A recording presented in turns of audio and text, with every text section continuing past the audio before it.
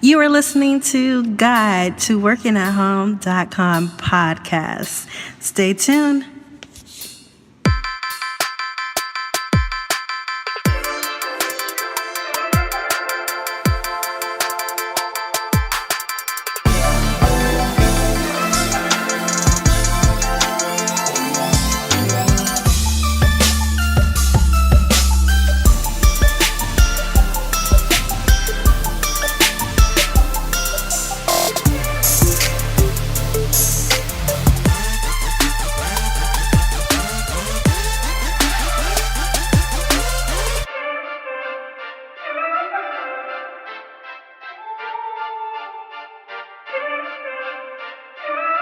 Hi, welcome to Guide to Working at Home podcast. I am Rita, your host. Today we have a great show for you. This is episode number 6.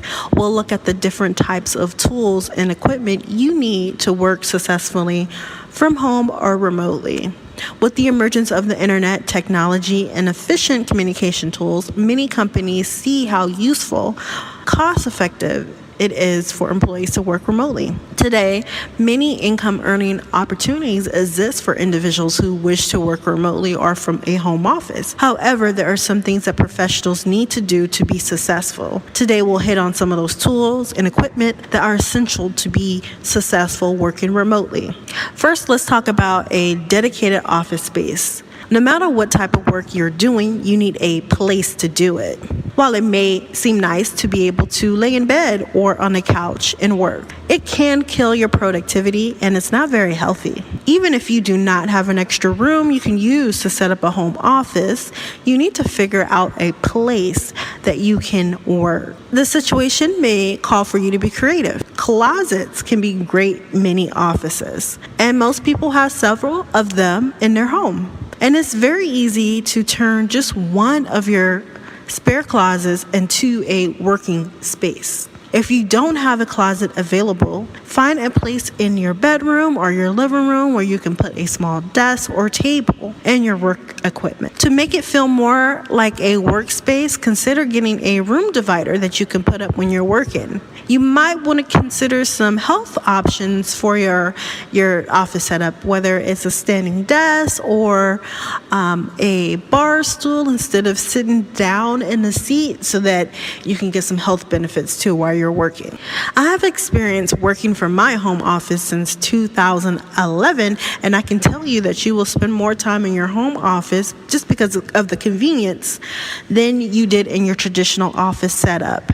If you think about it, you no longer have to take a long walk to the bathroom, break room, or a coworker's desk, and this can cause you to spend a lot of time in your home office. We also have the option to have our lunch at home instead of going out of the office.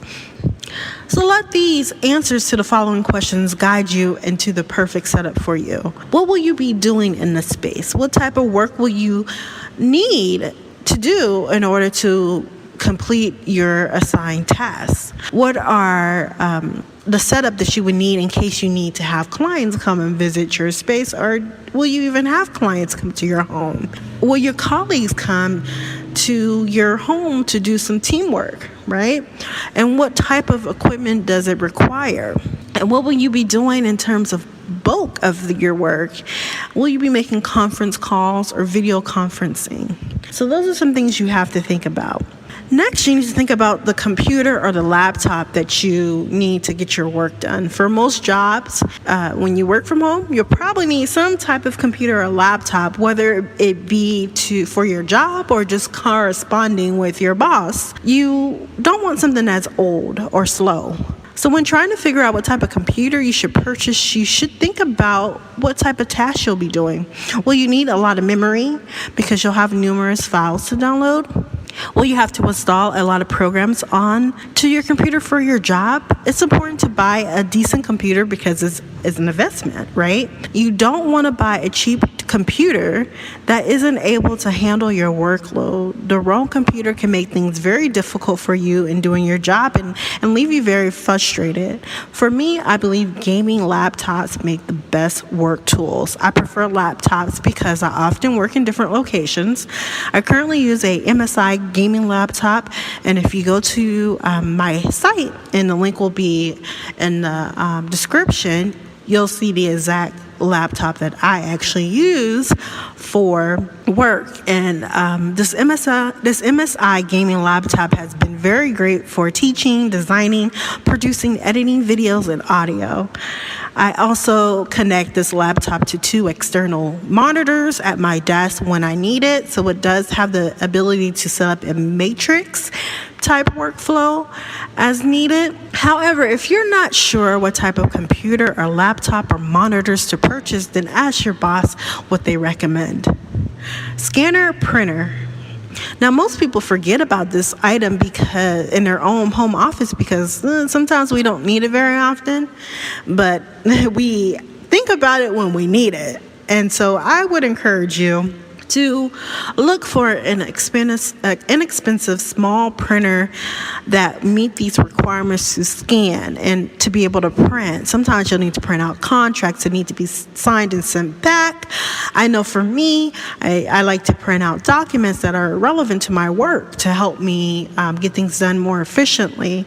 So if you go to the link in the description, you'll see the type of printer, scanner, faxer. It's an all-in-one type machine that I use. It's not very big and it's under $100, so I thought it was a pretty good investment, and it saved me a lot of trips to the print shop. Next, you need, of course, reliable internet service, right? As a remote professional, it's imperative that you have access to reliable internet services to complete your work each day. Cheap services from your local internet company is often slow and generally have weak upload speeds, and there's no guarantee of service quality. If you're serious about your work at home office and you really want to make a career out of this, then you need to consider getting a business account where the quality of the internet will be much better, right? And it may be more expensive. It will be more expensive. However, it is more reliable and predictable for you. An office phone line. I know some people believe that this is no longer needed because of cell phones. I encourage you to think about this more. Sure, cell phones are great business tools. However, when it comes to quality and reliability, nothing can replace the office phone, right? So if you're going to be on the phone a lot, call quality is crucial. You want the quality of your calls to be great. I currently use Vonage as my office phone. You might even consider getting a headset if your work requires you to be on the phone most of your workday. The smartphone. I know I just talked about how important the office phone is. However, the smartphone has a role for the remote worker. Since I work remotely, the perception is that I'm always available. The smartphone helps me be available in the times that I'm out of the office. Therefore, I can keep in touch with clients, students, and coworkers during emergency situations. Next, you need to think about how you will set boundaries for your work at home, things that you need to get done in your job, and your clients, your students, wherever the situation may be. When you work at home, you'll often need to set boundaries with other people. It is very easy for others to see you working from home and think that they can just pop in for a visit or get you to pick up or run an errand or pick up kids from schools for them, right? So they don't realize that just because you're working from home doesn't mean you're just hanging around the house. You're actually trying to get work done. So it may be necessary for you to set boundaries when you're working from your home office. If you find people just like to stop by, put a sign on the door to say that you're not available between certain hours. To keep unwanted phone calls, you might consider leaving a voicemail stating something about you not being able to answer because you're with a client or you're working on an important task, right? Don't be afraid to tell other people no. You have to set the tone, because if they feel that they can interrupt you and disturb you, they will. So here are my final thoughts. So these are just a few few tools and things to think about as you set up your home office, right?